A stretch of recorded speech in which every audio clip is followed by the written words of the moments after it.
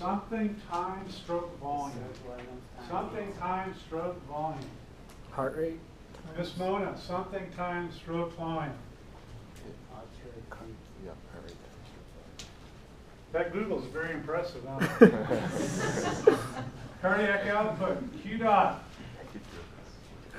Q dot, that's cardiac output, liters per minute, is equal to heart rate times stroke volume.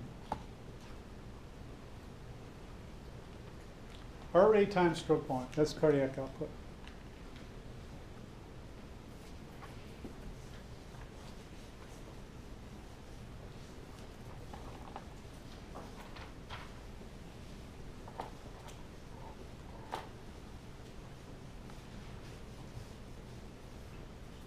So here's a formula, and it says that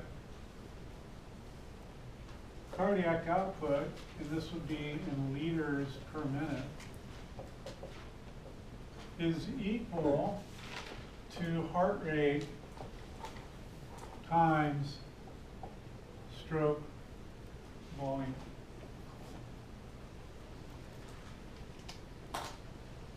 And Mr. Niddle, you're going to tell us that there are two determinants of stroke volume. What are they?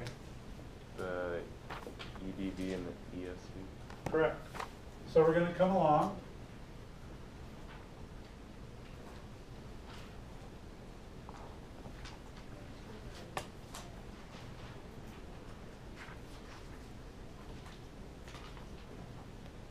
Now we're going to create a little algorithm that helps us figure out what determines what. Okay, you've rightly told us that the determinants of stroke volume are EDV and end systolic volume.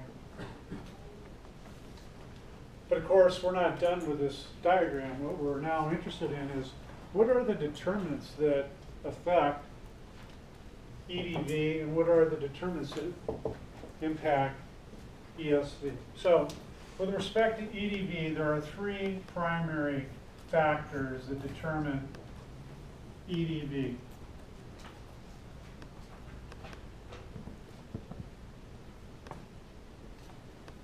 The first of these is called filling time.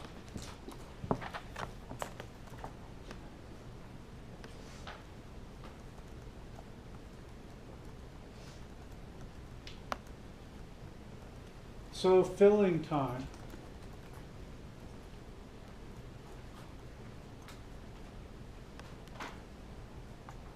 Miss Mona. Hello, Miss Mona. If filling time is long, then EDV will be large or small. Say it again. This is Logic 101. You guys shouldn't have to memorize any of this. It's just pure logic. If the filling time is long, then you guys are going to tell me EDV is going to be large or small. Miss Mona. If I got a bucket and I have 20 days to fill up that bucket with water, am I going to be able to put a lot of water in that bucket or a small amount? A lot. Just Logic 101. If the period of diastole is long, then the left ventricle fills up with a lot of blood. If diastole is short, then the ventricle will fill up with less blood. If your heart rate goes down, what happens to filling time?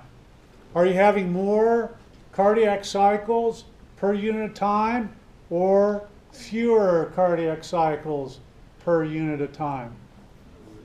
Fewer. And if you're going through the cardiac cycle at a slower rate, then is EDV going to be larger or smaller? Smaller. What's that? Didn't quite hear you right. Larger. If you're going through the cardiac cycle at a slow rate, then is diastole long or short? Long. It's long. And what will happen to EDV? Will it go up or will it go down? It will go up. That's exactly right. Logic 101. Right, Mr. Nell? Right. So filling time. Filling time is dictated by heart rate.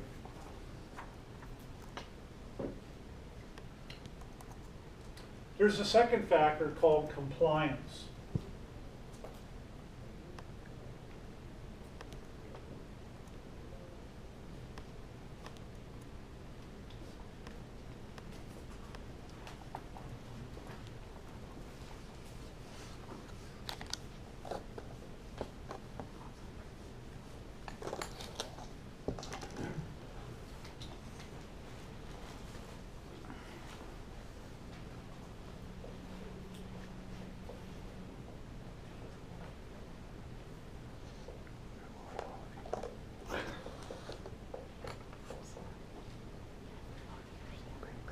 If a material is compliant, then it's not very stiff. If a material is not compliant, then it's going to be stiffer. We went over this before, correct, Mundo? Yeah. So compliance and stiffness, they're the inverse, the opposite of one another. So here's a heart. Here's our ventricles. And we're going to say that this is at the end asystole. And now we cycle into diastole, and the ventricle fills up with blood.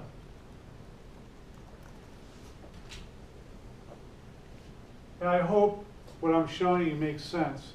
Here I'm showing you basically that the heart's contracted, and therefore the length of the walls of the heart are shorter. And now we move into diastole.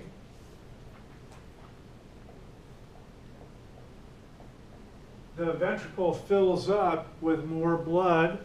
That stretches out the walls of the heart, so the walls elongate, and that's what I'm simply trying to show you here. Imagine, I forget, there's a disease when we're talking about the respiratory part of the class that changes the stiffness of the walls of the alveoli. The name of that disease was what? The Wolfing cough. Have you guys seen that commercial with Grandma and she's got the Wolfing cough? Wolfing. It's the Wolfing cough. What was it called?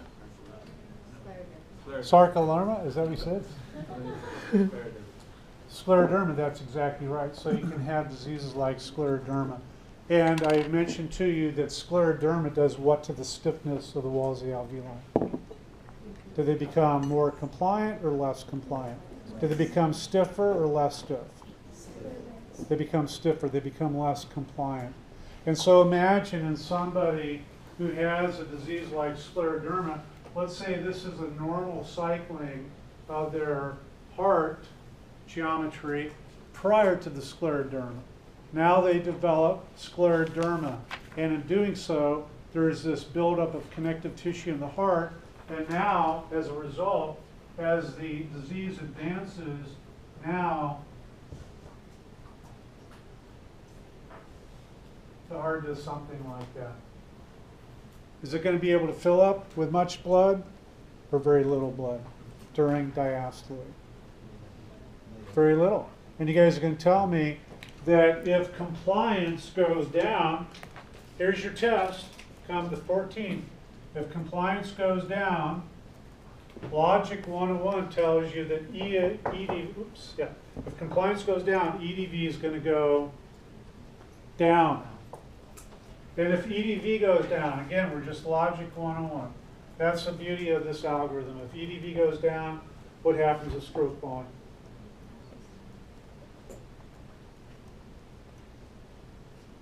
If stroke volume goes down, what happens to cardiac output? Say louder, Grace. Goes down. And if you recall, I told you that these people who develop things like scleroderma end up dying because they basically suffocate. They're just not able to get enough oxygen to the cells of the body.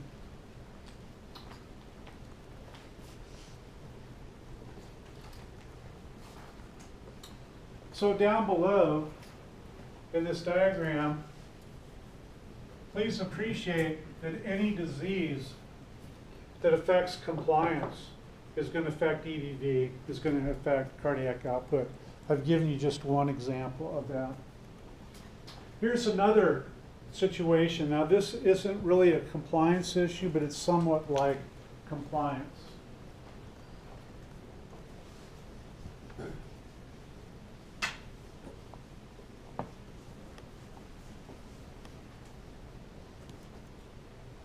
Here's the walls of the ventricle. And there's a sac-like structure that surrounds the heart. This flora, what's the name of that sac-like structure? Do you know? No? Pericardium. Right? The myocardium's the heart. Pericardium. Peri, the prefix peri means what? Round.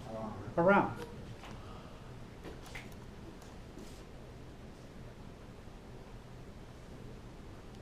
So we'll say this is the pericardium.